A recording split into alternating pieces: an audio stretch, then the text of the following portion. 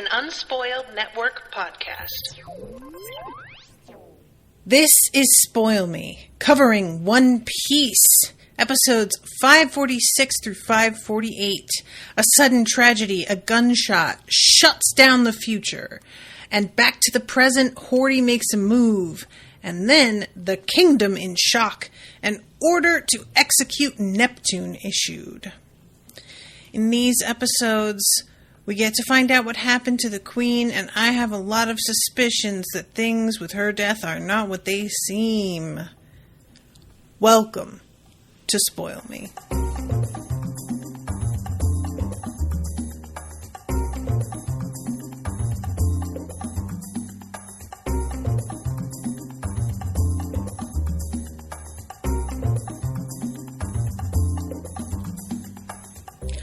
Welcome to the show, everyone. I am Natasha. Thank you very much to Florian for commissioning this episode.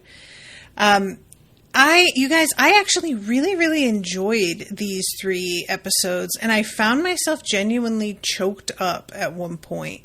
This show is so unpredictable because there are times where it wants me to feel something, and I can tell it wants me to, and it's just not hitting.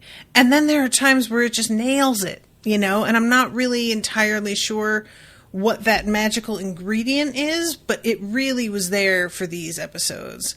So let's start off with A Sudden Tragedy. That's the first of the 3 episodes. And this is so funny because you guys, you saw the way that I behaved at the end of the last trio. I was very unimpressed with the fact that the queen had decided she was going to go and meet with the humans after the way that this fucking celestial dragon had treated her. It just didn't make a whole lot of sense to me. And I stand by that, to be honest. It just is kind of wild that after the way he behaved, that he doesn't turn out to be representative of the whole. I don't know who she talked to in this meeting. That's part of it as well. I was assuming that she met with other celestial dragons and that they would have taken his word on how things went down, and it would have been a complete, no-go for her. So I was relieved when she turns up because I was thinking, I just really thought I knew how this was going to go. At the same time, it was worse in a way when she turned up because I was thinking, oh God, this means that whatever terrible thing happens to her, which we know that's what's coming, happens here at home in front of her family. And that was, I was not excited about this. So when she comes back, she is really excited. It says she brought a piece of paper back with her that would prove a beacon of hope to our entire island. It was a greater miracle than any of us could have imagined. Everyone, despite our troubled history with them, the celestial dragons are influential, and by meeting with them, I've been able to bridge a gap. Okay, so she did meet with just explicitly celestial dragons. We may attend the World Summit, listen to what we've written. And she's telling them about, the endorsement. If we can fill my petition with signatures, all the world leaders at the summit will have no choice but to recognize our right to be there, and furthermore, our right to be a part of the surface world. Finally, we will see our dream. Excuse me, guys. So sorry. I'm a little bit confused about this because I was hoping that what she was going to come back with would turn out to be now that we have gone and spoken to them in person, it turns out that they are willing to recognize our personhood. But it seems like it's more about if we have enough people's signatures to show that we're cooperating, that we will get a chance to argue for our personhood. And I might be misunderstanding this, but I just really wanted to put this out there and ask folks if you're listening and you feel like you have a better grasp of exactly how this works than I do. It may even be based on something real. I was a little bit mystified by some of this. And I think that, like, it's coherent within the universe, what she's saying, you know, and the way that things happen with the signatures. There is still, I felt, a sufficient sense of urgency, but I didn't understand exactly how this was meant to work. So she says, you know, basically, I still need your signatures. We can do this, but we all have to do it together. And there's a long pause as the camera goes from face to face, and everybody is sort of avoiding eye contact, and it really seems as if nobody is on board with this after all. And she begins to get really, like, just sort of downtrodden, discouraged looking. And then some kids come up and they have their signatures, and she's like, thanks, but don't get my hopes up. They're just going to take them back. I think these are the same kids that, like, she thought were coming to class and then grabbed their parents' signatures out of the box and ran off. And they say, no, my mom said that she would sign up too. And all of these people finally, like, this has proven to be what was needed. And they all begin coming forward. Eventually, this one guy says, I think you're going to need a bigger box. And we have one of the dudes, one of the two guys, I can't remember what you guys said they're called, like right and left, I think. But they bring out the one that looks like a seahorse, a huge box, like the size of a car. And everybody begins to put their signatures in there. And she gets really overwhelmed at the support of all of the people. And Jinbei, who is here for all of this, is saying how if Tiger were here, he would be so touched by this whole thing. So this is all looking very optimistic. And we have this moment when, after all of that has settled down and she's back at home with her children who were really, really worried about her, she is talking to them about the future of things, but I think it's just her sons that are with her for this conversation. And she talks to them about what happened with the Sea Kings. And she calls it a miracle at first, at least in the dub she calls it a miracle. I'm not totally sure if that's the way it, like, if the translation is the same. But at first, I really thought that it was going to be sort of, oh, how mysterious that I was saved by the Sea Kings. Who knows what happened? You know, that sort of. And instead, it turns out that she knows exactly what happened, and that it was her daughter. I was so surprised by this. I didn't think that she was going to have, like, heard of this this power. I'm gonna read how this goes exactly. She says, they say in a legend passed down by our family that every few hundred years a mermaid will be born into the royal house with a fearsome power that no one else on the island possesses. So it's not like a precise thing. It's every few hundred years. And for some reason, I didn't really, like, stop and consider, well, if Vanderdecken has heard of this, then maybe her family has heard of this. But, like, guys, I genuinely didn't think of that because I thought Vanderdecken was going to have been privy to some sort of, like, private information for some reason. Why did I think this? I genuinely can't tell you. I think I figured it was some sort of, like, nefarious thing, but being a bad guy, that he just has a connection with something, you know. But suffice to say, she tells her sons if anything were to happen that would cause her trauma, though, it would potentially be catastrophic. She could summon all of the Sea Kings at once and basically destroy the island. Like, and because, you know, when she did it to save her mother, that was only 3 of them, I think. So she's like, yeah, she could summon a whole lot more than that. And there would just probably be no way that the island would survive that.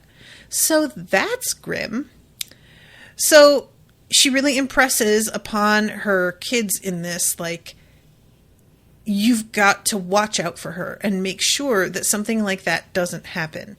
Because it's, you know, like, she's your sister and she should be under your protection. This is your responsibility, which is a real big responsibility to place on kids at this age. But it leads to the scene later that, like I said, got me really, really choked up. So, all right, let's jump to the fucking signature thing. She's got all of these boxes. Like I said about the one that was big as a car. When the camera pulls back, there's 3 boxes that size, and they are almost full to the top with signatures. And there is this moment when all of a sudden the signatures go up in flames out of nowhere. This was such a weird thing because, and like, I understand that the show can't exactly like be everywhere all at once, but I got so frustrated with the fact that we aren't allowed to see how the guards are pursuing whoever did this. Like, I know that we eventually go over there to Jinbei and the soldiers and everything, but because of the way the timing works out, it really feels as if they didn't get moving looking for the perpetrator until after she died, and her death scene is quite long. So it was just a sort of like me just being like, is anybody like looking for these people? What are we doing? And yeah, what becomes clear is somebody lit the signatures up. Not, I suspect, and I will be honest, like, this is totally an assumption on my part, but I think it's true. Not just to get rid of the signatures themselves, but I believe to lure her to that platform where it would be easier to take her out. And so, yeah, she's freaking out about the signatures, imploring the guards to take this seriously. I'll have to get them all over again. Like, it's been days of work. Please do everything you can to make sure that we save as many of them as possible. And as she is standing there collecting them, looking around with like the expression on her face was so devastated, you know. All of a sudden, a shot rings out, and in the usual fashion, I loved this, guys. The way this is animated is so beautifully done, and the shock of the moment, and it's like there's all of the way that it's divided up. I'm going to sort of rewind so that I can just talk about each frame of this and the way that it goes.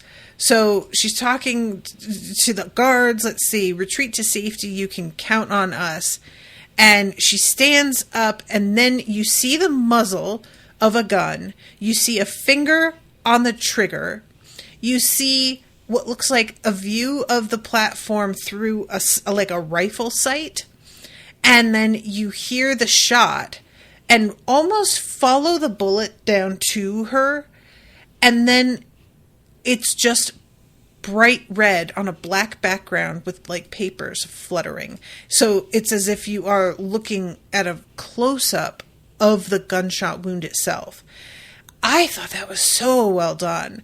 And then the camera pulls out and you have the silhouette of her in the flames with all of the papers flying. And then it comes back to her collapsing. And this is so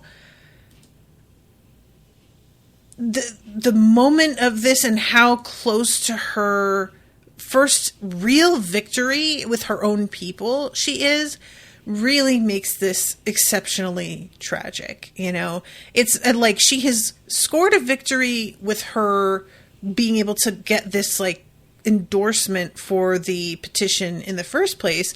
So I'm not trying to say it's her first victory, period, but it's definitely like the thing that has catapulted the fishmen themselves to believe in this.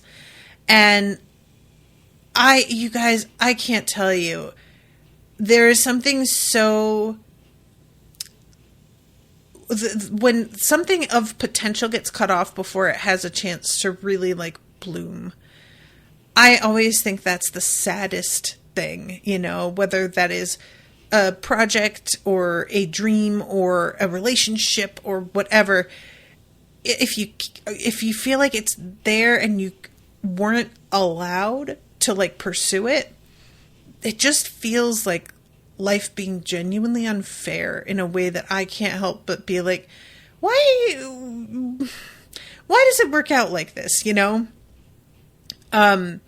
So meanwhile, we have Otohime, who has watched this whole thing, and her eyes are doing this thing like to indicate her utter shock and horror.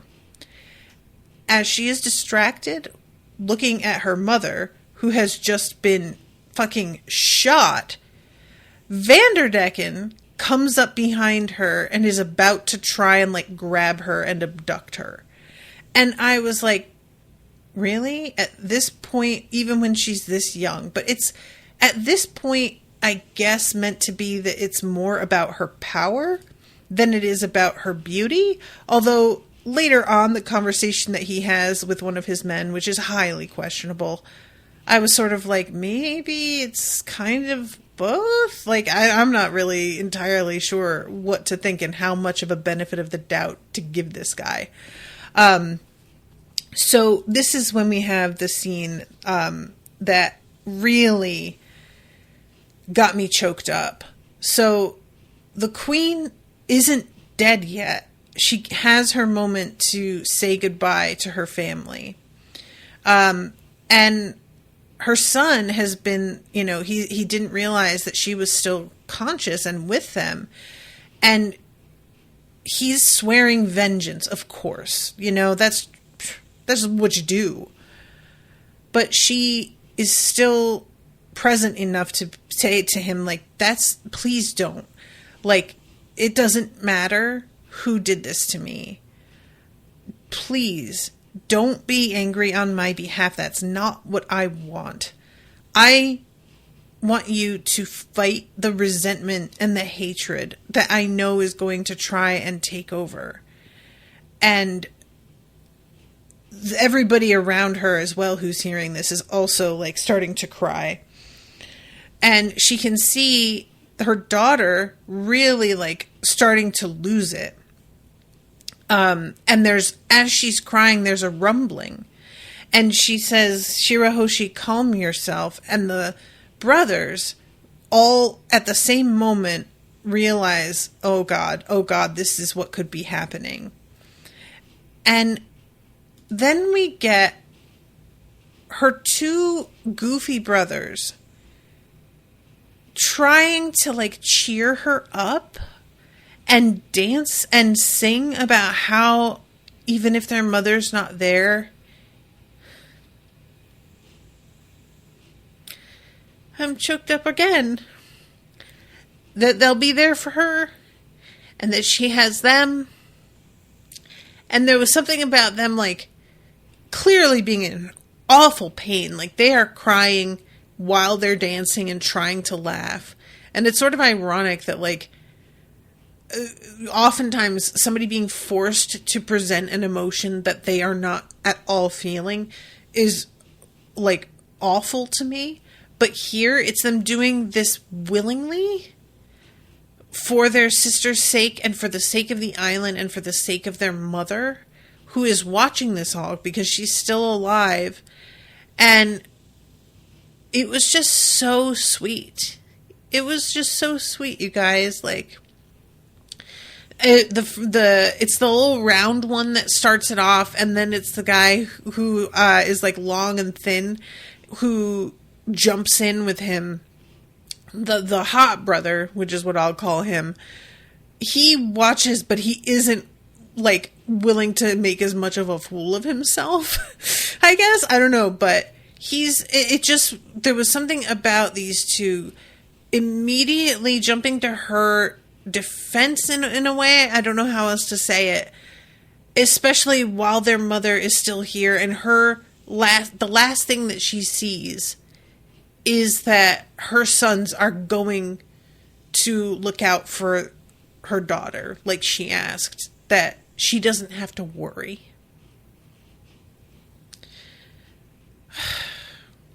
I didn't cry during watching, but now I'm crying.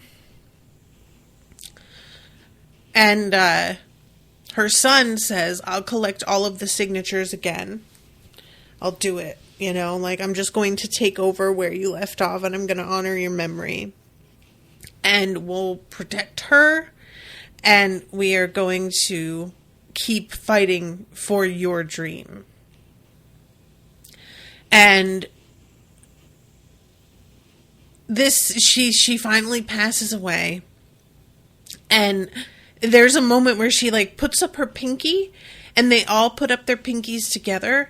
I don't remember if we saw them do this before, and this is something that's, like, a family thing, or if this is meant to be sort of a gesture of affection in Japan that I'm not aware of. But they all do this together as, like, their last moment with their mother. And it was just really, really sweet, you guys. I really loved this. I thought this was so well executed. Pun intended, I guess. And then, the episode ends with her hand falling. So then we go into back to the present. Horty makes a move. My whole thing during that scene was, why is nobody looking for the person who did this? Where are the fucking guards and soldiers and whatever? And, we go to Jinbei, who is just like, how do I get past this kind of anger? How can I find peace after everything that has happened? And we have this moment where you hear somebody yell, "No, damn it." And there's a gun that falls. And one of the soldiers yells, "That's him, there he is." And we see a dude who gets, like, it's really weird, you guys. He gets sort of yanked away from the edge of the building. But it's unclear who he is, how he got here. Why, after killing her, would he have stood there and just waited to be caught? It doesn't really make sense. And, of course, Horty is the one who catches him and shot him in the chest before anybody was able to question him. I think we can all agree it's pretty clear if Horty didn't shoot the queen himself, he got this guy to do it. Whatever it is, Horty was involved and has set this whole thing up because he is way too eager to hold the dude up in front of everybody and be like, this piece of shit is who killed the queen. It was a human. After everything that Jinbei tries to be like, hey, all of the work that she has put into moving past things is going to be completely ruined. Don't tell everybody what's going on here. And he's just like, fuck you, I'm not keeping this to myself. Which, on the one hand, I understand that Jinbei is doing what the queen would have actually wanted. And I really believe that. On the other hand, I can't help but think that, like, yeah, I do feel like people deserve to know. I don't know where I stand on this, y'all. I really don't. But I don't think ultimately it matters. I think that Horty was really disgusted at what the queen was doing and wanted to thwart it in any way that he could. And he just decided to light up all the signatures and take her out, and that was the way he was going to do it. So there's no suggestion that anybody suspects him in this episode or the one after. So I'm just sort of waiting for that reveal to happen, and I don't know whether to expect it soon or if it's going to be something that gets sort of sat on and then we eventually get there, like at the way end of the arc. I don't know. But yeah, he holds this dead body up and tells everybody, and basically all of the humans are just losing their minds over the fact that they were about to like go full in with the humans and they had done this. Meanwhile, the king, you guys, the king is, I was very glad that he later on comes out and apologizes, because I'll tell you what, the fact that he like locked himself in a room and left his children when they have just lost their mother, and it's not just that she died, their mother was shot to death in front of their eyes, and he just isolates himself. I was really disgusted with him. I'm not gonna lie. Like, there was just, for me, I don't know if I could have forgiven that. If I were his children, I feel like I would just be like carrying that my whole life, that you were just not there for us in the most literal fashion during what is hopefully the worst moment of their lives. And what he is claiming is that he is like keeping himself apart so that he won't like lose his temper and go on a killing rampage or do something that he would regret. I guess, you know, it's not good enough for me to like abandon your kids like that. Minister of the Left and Right, that's what these guys are called. Sorry, I just saw it in the subtitles here. So eventually he does come out. It's been, 5 days? He's in there for several days. And, you know, he's like just barely going to make it to his wife's funeral, which, like, again, y'all, his children are here waiting for him and genuinely not sure if he's going to turn up for their mother's funeral. I just have a really hard time with that. I like you, Neptune. Why did you have to do this, dude? You know, I guess just grief, we're not always at our best, and that's just how that happens sometimes. So, I also wanted to mention, too, that I know that King Neptune is huge, but I didn't really quite understand that was likely where Shirahoshi got her size from. Here, when she's still very little, she like flies up. I say flies, but I guess it swims up to him and grabs his beard and is like crying into his beard. And she is very, very small in proportion to him. And I didn't realize like how teeny tiny she was in comparison, because she's bigger than her brothers. So I was thinking that she was like not the same size as she is full grown adult, obviously, but evidently the growth spurt that she goes through is insane, because the size that she becomes later, it's just, I don't know how the sex would work between a woman who her mother's size and a dude Neptune size, but you know what? I guess that's none of my business.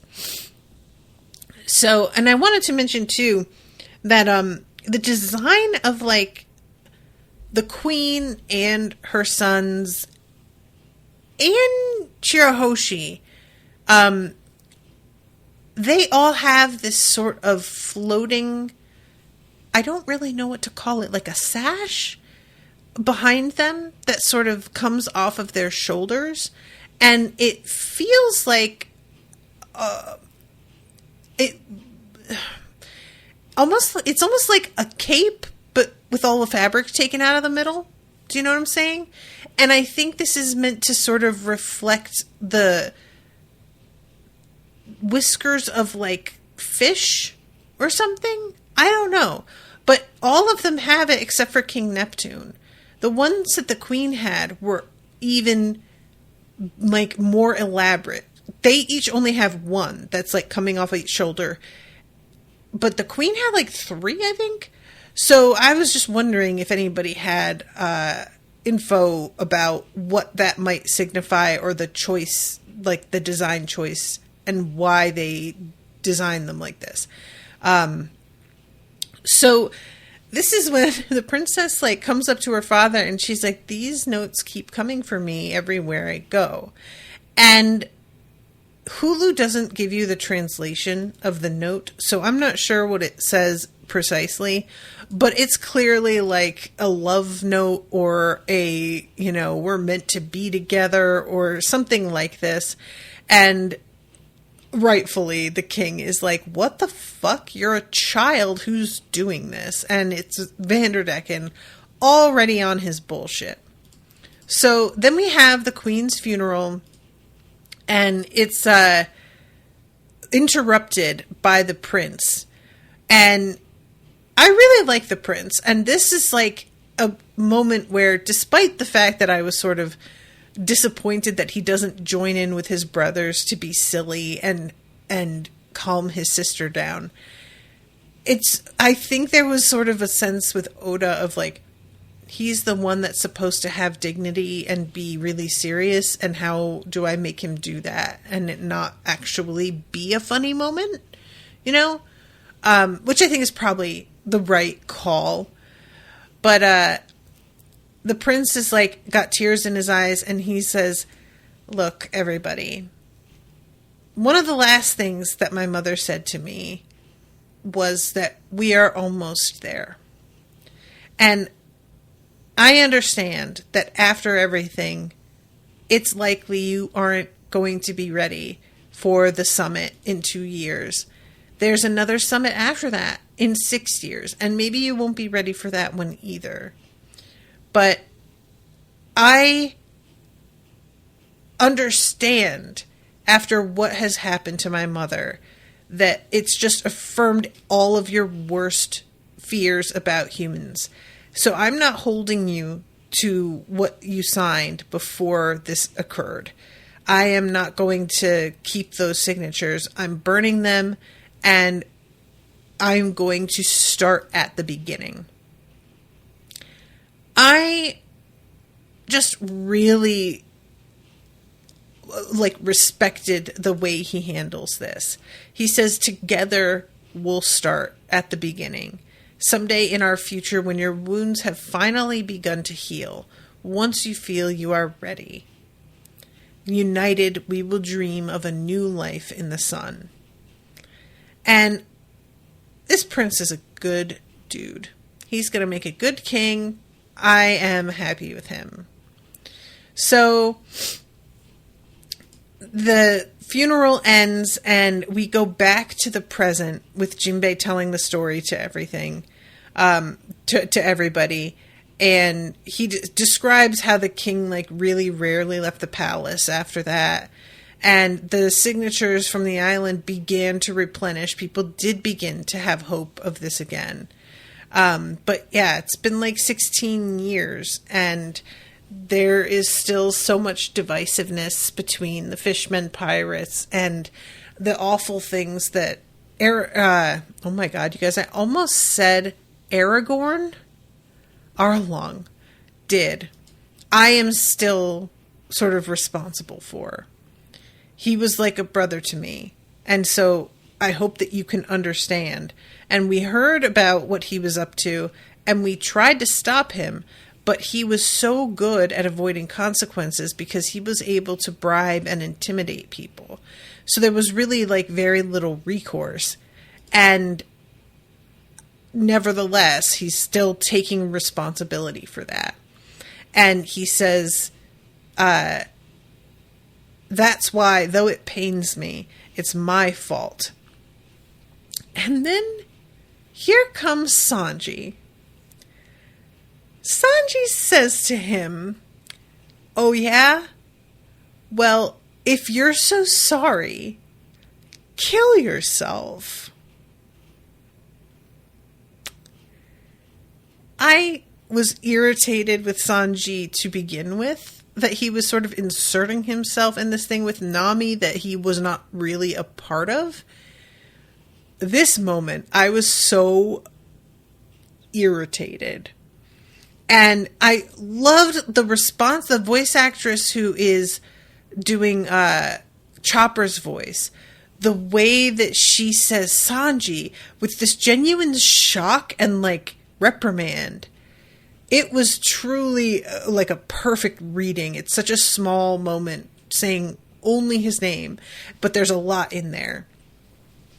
However, I was satisfied very shortly by the fact that Nami says, "Okay, Sanji, that's enough." And she finally steps in and is just like, "You don't get to speak for me." And he says, "Are you serious? How could you excuse what they did to you?" And she's like, "I am not excusing anything, but Jinbei didn't mean for people to get hurt." And Jinbei over here, "If you wish for me to take my own life," and Nami says, "Drop it." And she just does one of those speeches that, I say one of those speeches in a sort of flippant manner. I don't mean to be like dismissive of this. I think that this is like a good moment, but it is something that we have heard before, which is everything awful that has happened to me has made me who I am. And there are so many things that if they had gone a different way, who knows where my life would be right now. I wouldn't have met my amazing friends if I hadn't been out there hustling, trying to like collect the berries to pay him back. And I wouldn't change anything about where I am now because I am in the present really happy. And I like just all of those things along the way came together to make me happy in the present, even though my past was a living hell. So I'm at peace with that. And Jinbei is clearly like just not fully prepared to accept this like mercy. I don't even know if that's the right word. And when she says this, he just thinks about the queen and how she says it doesn't matter who did this to me. And don't become angry on my behalf. And then even remembers Tiger on his deathbed. "You can't tell anyone on the island what happened. The tragedy we've endured and our hatred must die with us." And this is just such a, you guys, look, it's complicated, right? This is one of those things where a big part of me can't get fully on board with the idea of hiding things from people, because folks deserve to know fully what they're getting into. So even though I definitely understand that it was the best of intentions, you know, that the queen said, like, don't pursue this, don't get angry on my behalf, even though it is completely understandable the approach that Tiger took with just like, please keep this under wraps, don't let people know. I am not fully comfortable with that when it seems to be happening so often that like maybe this is evidence that the pattern is dangerous at this time and it isn't the right time in history for people to band together and forgive and try and become friends. Like, I feel like if you don't know about some of the awful things that humans have done recently, you might be thinking this is going to go a lot more smoothly than it is. And put yourself in a position to be really, either you could be hurt, your family could be hurt, you know, like, there's just so much for me that plays into this, that I really love the sentiment, especially in terms of like the stop to the what's the word I want? Somebody finally deciding to put their foot down and not pursue vengeance. I think that is genuinely important, but not pursuing vengeance isn't the same as you not telling them what somebody did. Not pursuing vengeance has to be a conscious choice you make while fully informed, or it doesn't mean anything. So I guess it's supposed to be that they're not pursuing vengeance by telling people what happened, but I don't think that simply telling the truth is the same as pursuing vengeance. I think that it's informing folks of what the danger is still out there. You know what I'm saying? So I don't know, you guys. I was very like uncertain of how I felt about this. And it's so funny too, because like the other series that I'm covering right now, Red Rising, which I'm covering later today, there is a very similar scene as in this, where it's a bunch of people who have decided they want blood, and somebody having to talk them down from just that endless cycle. Because, you know, you try and go after somebody for revenge, and then whoever's left that cared about that person is going after you for revenge, and then you're killed and somebody that cared about you goes after them for revenge, and fucking where does it end? Somebody has to be willing to sacrifice their desire to even the scales to get that kind of like really short-sighted justice in the interests of everybody, and what could happen to like more than just themselves due to the repercussions of that. And so yeah, this Jinbei gets very, very overwhelmed here, starts crying. We have Frankie over there crying as well over this whole story. And Nami is looking at Jinbei kind of like, oh man, he clearly was carrying a lot of guilt around with this, you know. And then we're interrupted by Luffy just falling over. He just collapses and snores. And it turns out that he fell asleep at the very beginning of the story. Like when he wakes up, he says, oh, I like must have missed what happened to that criminal. What is it that he says? I'm trying to find it. Oh yeah. Somebody says, forget it and move on. And Luffy says, oh, sure, whatever. So Jinbei, what did the queen end up doing to that thief she caught? Yeah. Way, way, way back in the beginning of the story. So then we have the sort of like blossoming friendship between the princess and Nami. The princess says, I feel like I've known you a long time and that we have been friends, you know. And Nami just says basically, well, we've both been through a lot of horse shit, so that makes sense. And then Jinbei says, okay guys, I lost track of time. What's the situation at the palace anyway? Like, what's going on? You told me that Hordy and his crew took the king and the guards captive, right? And then some of your crew members are also like in the mix. You don't know anything further than that? And Hachi says, if the siege is playing out as Hordy planned, there's a good chance the rest of the country is falling to his forces now too. And Jinbei says, wait a second, he told you what he's going to do? Like, I had my suspicions after he left the army, but he knew not to tell me, of all people.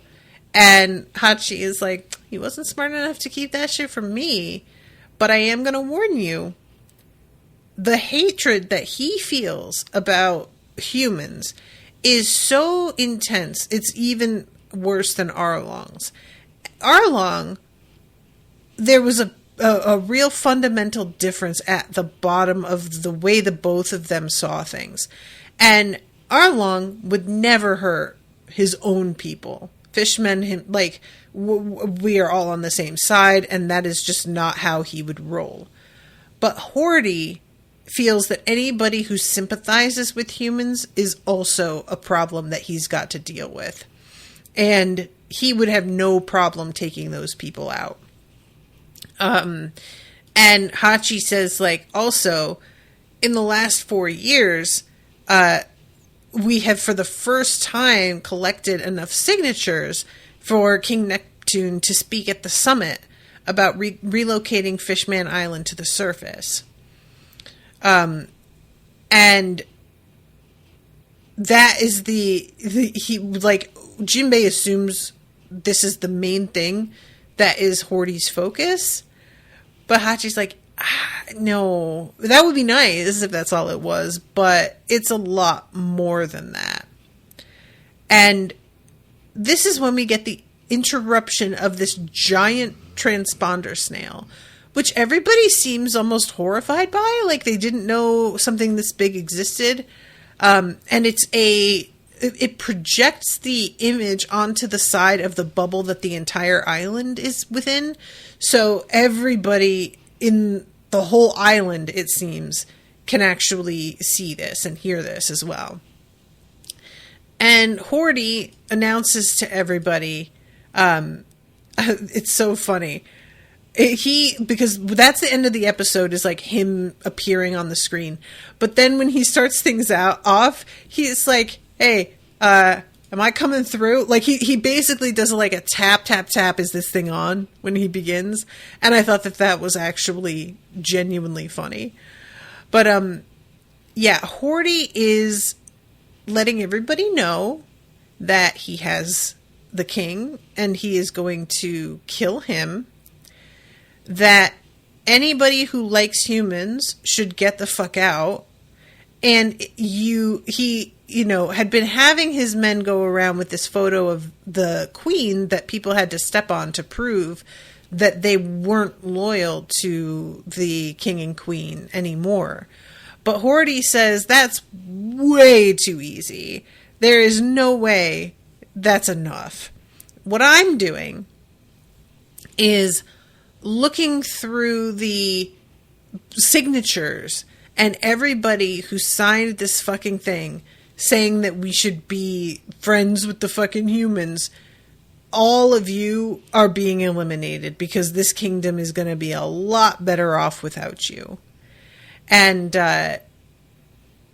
it makes a lot of sense, actually, that this is the way that he would approach this. It's kind of perfect to just have a list of names and all of these people get gripped up right away. It was sort of surprising to me how perfectly organized this is for him to take out his vengeance on human lovers, essentially. And Horty, for his part, is talking about how, there's going to be a whole new era. We'll have more discipline and end friendly relations with the humans. And all of his men are, standing behind him with their weapons ready. And he's like, I think it's high time that we just acknowledge the fact that humans are inferior to us. We are stronger. We are faster. We are better. Lol. And the fact that we have been serving them as slaves makes no fucking sense. Which, I can't help but also see the point there. But yeah, so he says that my men are going to be out there ridding the people of everybody who would weaken this discipline that I'm trying to establish. And you have to treat all of my men with respect. And then he actually says something kind of nice about the queen. Otohime was indeed selfless and worked tirelessly to build a bridge between fishmen and humans. I do respect her spirit, but have you forgotten the end of her tale? She was killed by a human. Even if you approach them with a true heart and kind intentions, they'll take advantage of you and leave you in the dirt. We have to wake up. Can't you see? And again, I really do think that he was the one who killed her. And his overall thesis is just, as long as we follow this royal family and do what they say, we're doomed. We're just like all eventually going to be enslaved. It's just going to end badly for us because there's no other like end in sight, you know? And he says the king got old. It happens to everyone. The only way to advance is to eliminate the old guards so they won't hold us back anymore. And then we have this weird interruption from Nami. She says, when you think about it, this mess is kind of our fault. If we hadn't shown up, the king might be fine. I don't follow this line of thinking. I may... like, is it,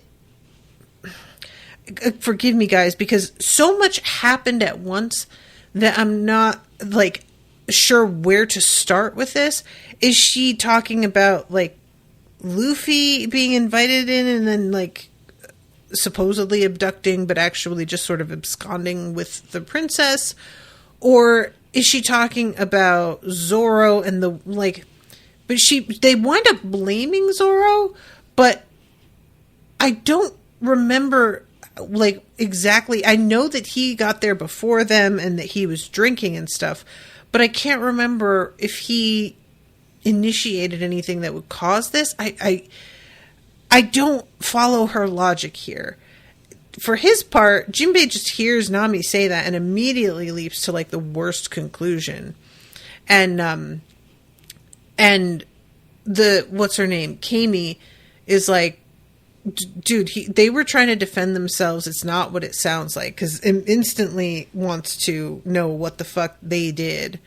So yeah, the old Ryugu kingdom has worn out its welcome. This is Horty again. Time to say goodbye. In 3 hours at the Concord Plaza, the weak and incompetent King Neptune will be put to death. And of course Shirahoshi is horribly upset by this. And he talks about Gold Roger here and says, I didn't know this, so this is like kind of adding a new dimension to things. He talks about Gold Roger. That era was notable for countless acts of persecution at the hands of humans. It's only natural that Neptune's execution will bring about a great fishman era, one in which we reign over humans. Now, what's sort of funny to me about this is that Horty is being really, really short-sighted, because if he were really wanting to reign over humans, the thing to do would be to go to that summit and act as if you're doing this all in good faith, and then turn around and stab them all in the back after.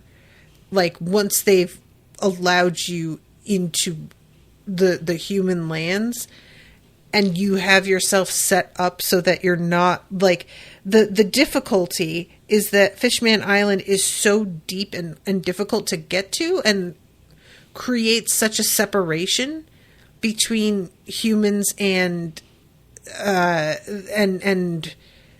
between, not between humans, but like between fishmen and their homeland, that I think it probably would serve your ends a little bit better if you were able to reestablish a homeland on the surface and then begin your like reign of terror from there.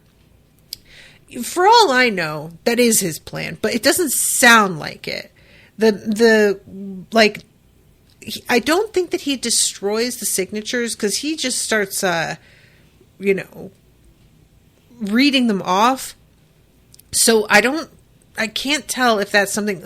Let's see. He has like the paper from the Queen from 10 years ago. If I destroy this letter, you won't get another one.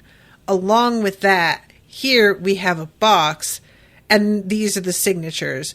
So I don't know. Maybe he isn't going to do my plan. Like, I don't think that he has that kind of long-term vision. He's not destroying the papers, but he is like stomping all over them. So I think that pretty much amounts to the same thing. So yeah, then we have the sequence of him being like, okay, now I know who to weed out. And he just starts reading different people's names, and you hear like exclamations all over the island of folks who are hearing their names called out. And I feel so bad because like, I don't know if this is going to go how it seems. There's a weird sort of animation for a moment where Horty is reading the names, and it almost looks like there's a spinning disc, almost like a bandsaw or something, and I don't know what that's supposed to be, but it's on either side of his head, like top and bottom. And I couldn't understand. I think maybe it's supposed to be like the view from inside somebody's eye whose like eyelid is partially shut in fear, who has begun sort of trembling, but it just looks so strange that I was like, is that it? Togare of Coral Hill. And then we hear him yelling, no, not me, please. But he's yelling, not me, even though there aren't like soldiers coming to get him. There aren't pirates, like, you know, in the vicinity immediately approaching him. So I was sort of wanting this dude to like bail, you know, to turn around and just attempt to escape and to see what happens when they try to do that. Because I need there to be, I need it to be made clear to me as a viewer, the position that these people are in and that they can't escape. And I don't remember, guys. I feel like this is probably true, but I don't recall if it's actually explicitly said. So we know that the pressure of the water outside the Fishman Island bubble is such that it would crush the humans and their vessel if they weren't coated, right? Are the fishmen immune to that pressure, or could it destroy them as well, and they have to be protected by the bubble of the island? Not totally sure. But regardless, there's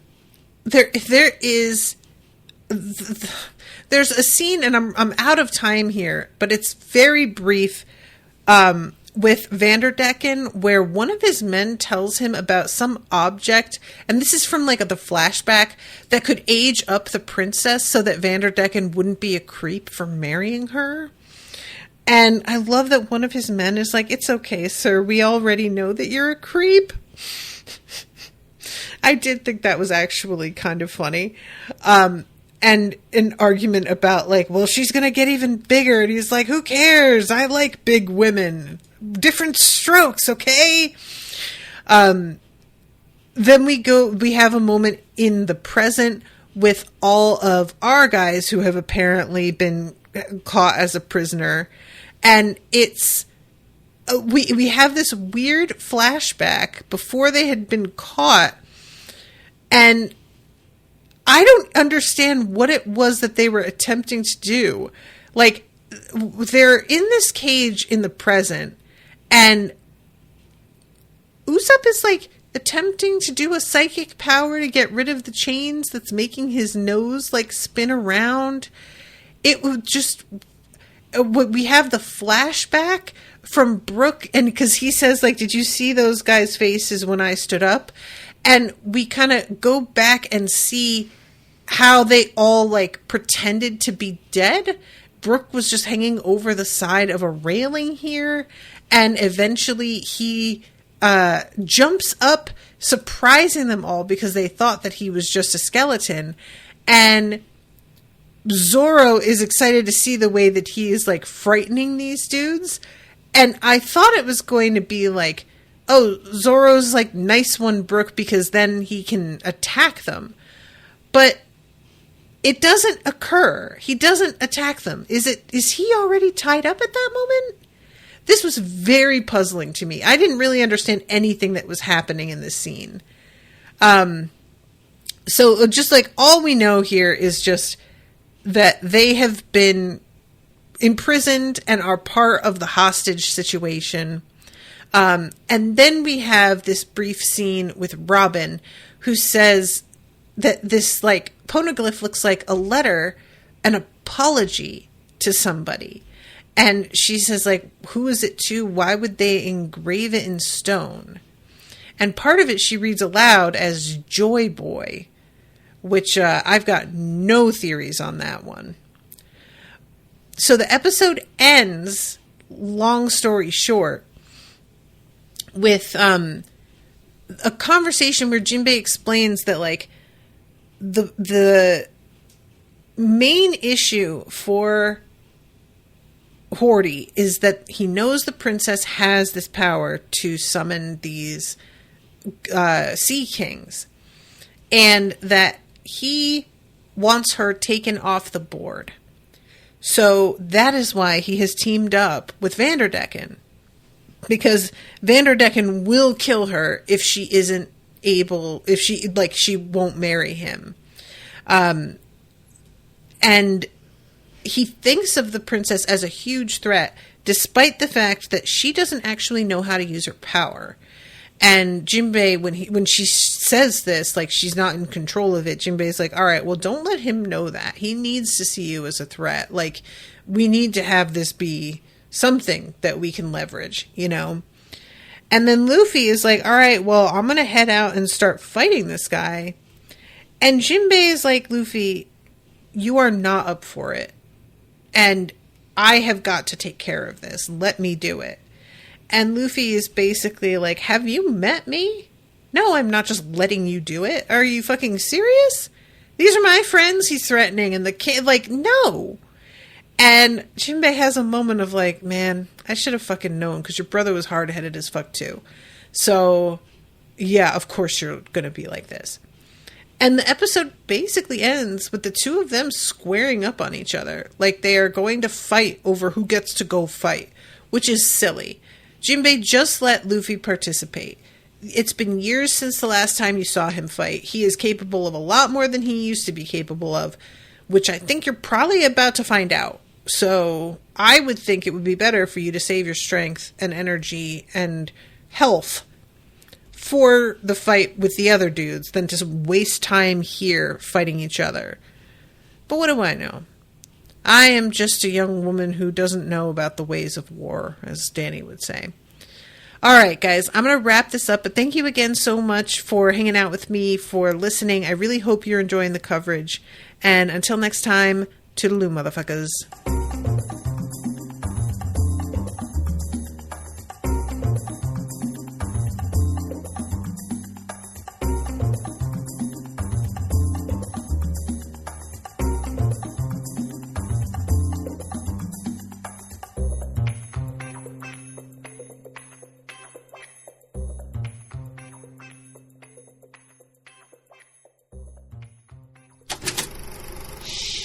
That was an Unspoiled Network podcast.